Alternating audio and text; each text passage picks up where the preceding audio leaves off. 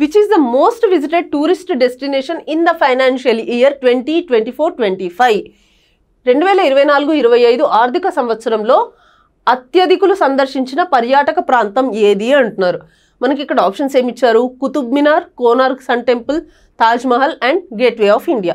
మనకి ఇక్కడ correct option వచ్చేసి తాజ్మహల్. సో తాజ్మహల్కి 2024-25 ఫైనాన్షియల్ ఇయర్లో ఎక్కువ మంది టూరిస్టులు విజిట్ చేశారంట.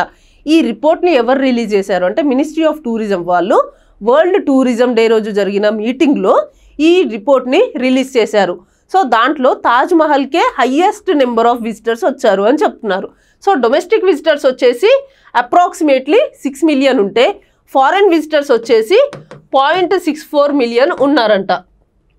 సో అంటే ఇంతమంది తాజ్మహల్ని ఈ ఫైనాన్షియల్ ఇయర్లో విజిట్ చేశారు అని చెప్తున్నారు.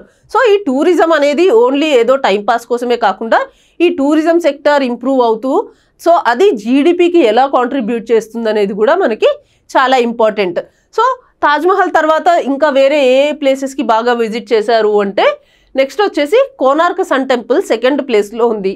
ఇది మన ఒరిస్సాలో ఉంటుంది. అండ్ థర్డ్ వచ్చేసి కుతుబ్ మినార్, ఇది ఢిల్లీలో ఉంటుంది. సో ఈ ప్లేసెస్కి టూరిస్టులు ఎక్కువగా విజిట్ చేశారంట.